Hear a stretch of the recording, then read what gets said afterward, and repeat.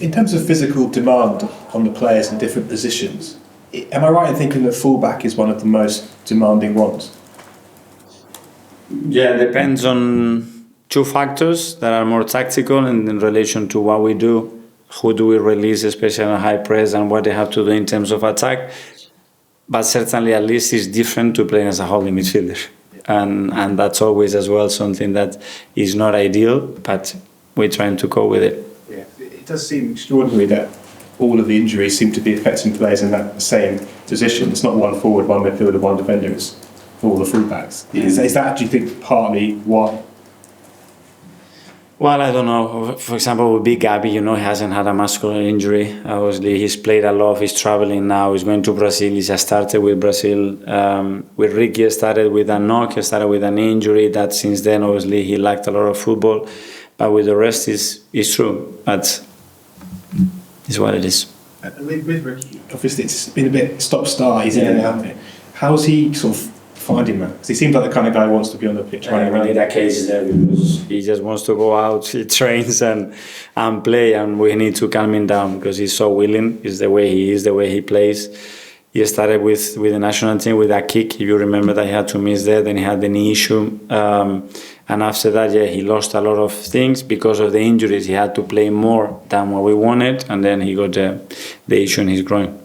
Okay, Jordan, son. Okay, just on Kieran, and when you came in and you started with him and then you brought in different types of fullbacks playing in a different way, can Kieran play that way, or is it still a work in progress even though he's been at the club for 5 years? I would put Kieran more in his strengths now. If we do what we have to do, I would play him in position, especially in attack, in situations, in scenarios, spaces that he's more comfortable with. That's a learning. Is it one of the hardest positions to coach, do you think, because it's such a different thing from just being a normal fullback to then being a inverted and like a midfielder as well? I don't know. I think it's about the player having certain qualities. First of all, is he willing to do it? Does he want to do it? Yes or no. The other one is he capable of doing it? And the other one, does he understand it? And when a player has those three ingredients, anything can happen, and we've seen that with many other players. But if a player doesn't really feel it, then it's more of a problem, and we as coaches, I think we have to find another solution. How much does the team change when someone like Kieran comes in at fullback and is a different fullback to how you? It will be just something that we will adapt, especially we have the ability within that unit to adapt his qualities and the qualities of somebody else to play in different positions. But I don't see it as a problem. Ihsan? With the obviously injury issues around the back line with fullbacks, etc., does that bring Myles Lewis-Skelly into the picture? And if so, what does he bring to the team that might be different to what you've already got? Yeah, he is. But the issue that we had as well is that he had an infection in his foot and he's missed a few weeks as well. So when he has probably, I would say, the motorway open to go and show us what he can do, because we're very impressed with him. He hasn't been available to do so. He looks better now. He's been in training now for a week or so, and he's in a good place, and he's a player that he can give us a lot. What attributes does he have in general?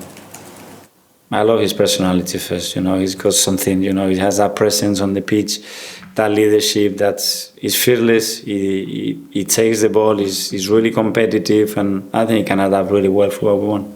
And with all the injuries you've recently had, have you possibly looked at, or has the club looked at different ways in terms of like rehabilitation and physiotherapy and that kind of thing? At everything, believe me.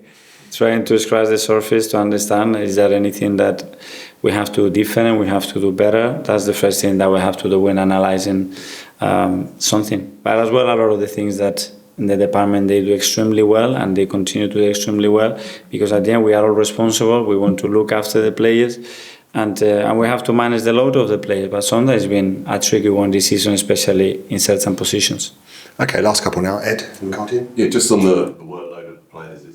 Obviously, the expanded Champions League, there's going to be even more games to come over the horizon. Can you see a sort of a time when players are going to have a chance to have a break and, you can recover some of them, because it's not just Arsenal who have got this problem, it's a lot of the teams. No, you can see it as well in the league, certain players that are coming back from injuries, getting injured again. So, yeah, they are under a lot of demands at the moment, and a break, unless you are out of a cup or something, I don't see many breaks. We want to be in every competition, so hopefully we won't have that chance, but we still have the ability to maintain the level that we want.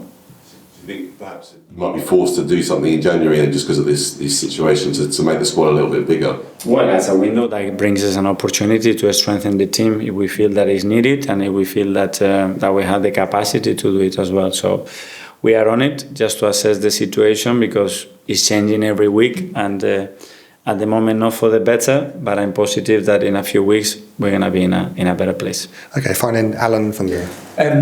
Have your impressions of the new Champions League format changed? I mean, you've got 7 teams before tonight's games on 10 points. A lot could change by tomorrow night. So have you developed some new feelings about it since? Yes, obviously the closer we get, you start to have more sort of an idea. I think it's a little bit too early. Probably after the next round we have more clear what you exactly need to be in the top 8. Exactly what we need is to win tomorrow, and we're going to be in a much better position. Okay, everyone, thanks very much. Thank you. Thank you. Thank you.